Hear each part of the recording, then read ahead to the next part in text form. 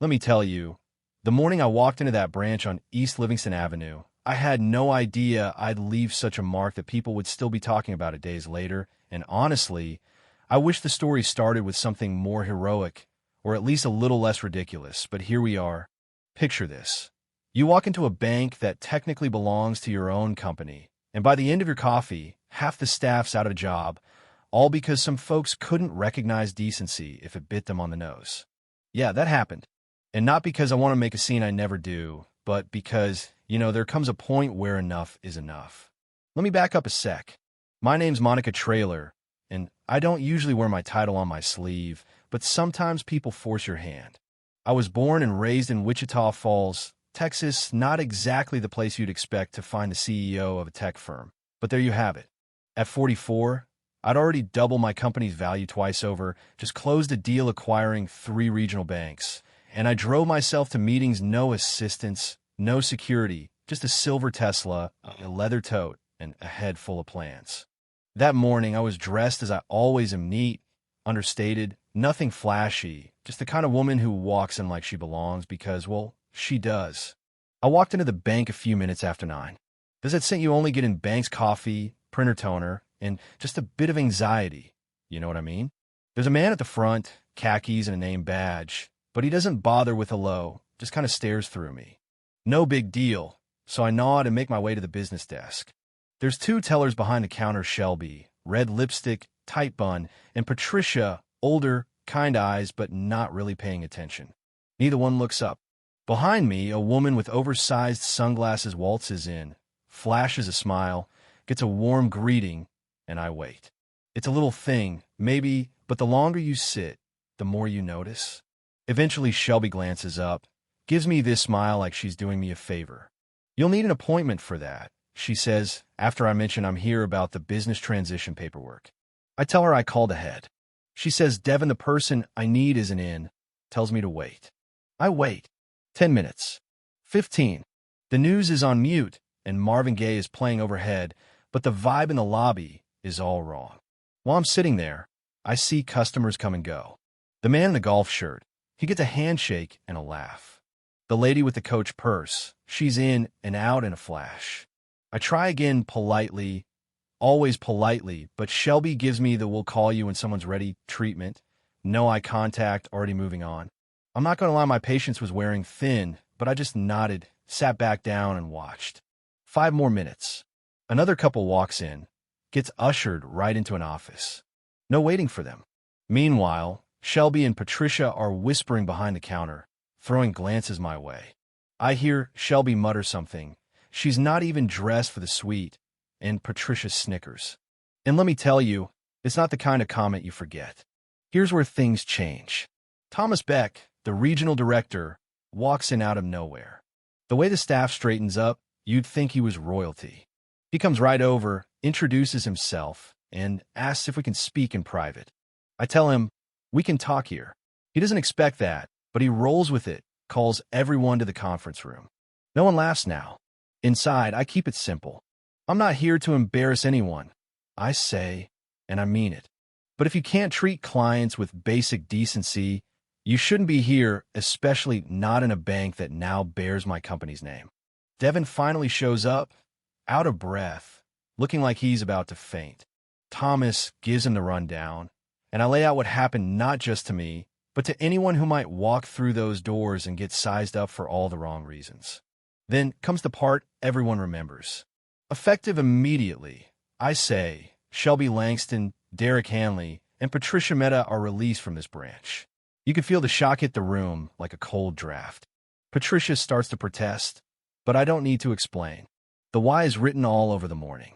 The rest of the staff will stay, but only after retraining, under Thomas's watchful eye, with a full report due by Friday. And just like that, it's done. I don't raise my voice, don't throw a fit.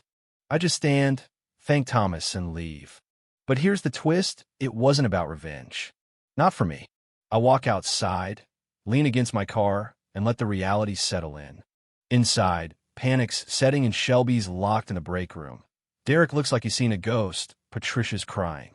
Thomas is on the phone with my COO, Ellis Duque, explaining what happened. She never even raised her voice, he says. Handled fully. Ellis shows up, cool as you like, asks if I need anything. I tell him it's done, but HR will need to get on retraining right away.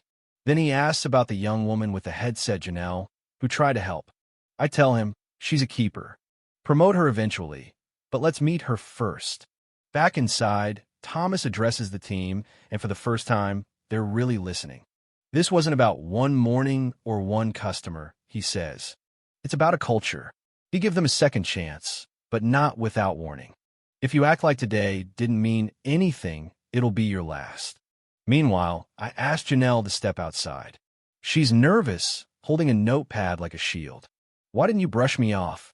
I ask. She tells me she recognized my name from the memos, but more than that. You walked in like you were here for a purpose. People like that deserve to be heard. I smile. Ever thought about project management? She nods, eyes wide. Good. You'll be hearing from us. The next morning, that branch doesn't open on time.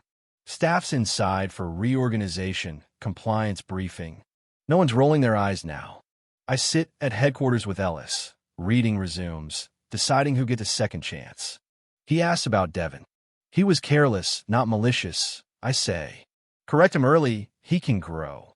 We map out a plan for the branch Janelle on a development track, a new assistant manager to help reset the culture. At the same time, Thomas stands in front of the remaining staff and drives it home. Monica Traylor could have shut this branch down and started from scratch. She didn't.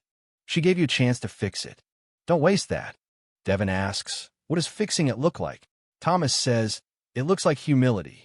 Making sure the next Monica gets respect without needing to prove she deserves it. Later, Janelle thanks Devin for the coffee, and Devin apologizes for not stepping up. She doesn't waste time on people she can't grow, Janelle says. You sound like you know her. Not personally, she replies, but I see her. That's enough. A few days later, I walk into a different branch, no fanfare, just business.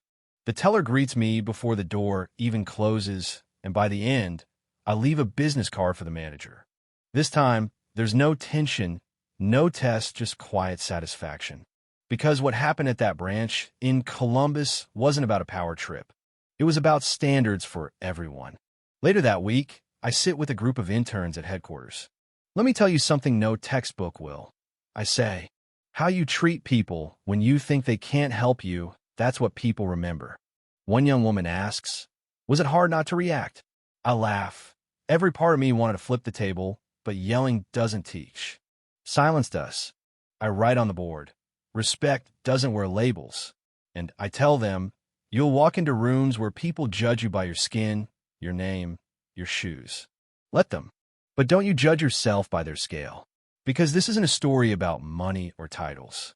It's about the reminders to never underestimate the quiet ones. Before the day ends, I call Janelle just to say, you made the right choice when no one else did. Keep that instinct. Because when promotion season comes, her name's already circling not because she went viral, but because someone noticed her doing the right thing when no one was watching. That's how change starts. Not in boardrooms or headlines, but in the in-between moments when you decide to do the right thing. So here's my question for you. What would you have done in my shoes? And maybe more important, what will you do the next time you see someone treated like they don't belong? Let that sit with you. Because the world doesn't change all at once. It changes one moment, one choice, one person at a time.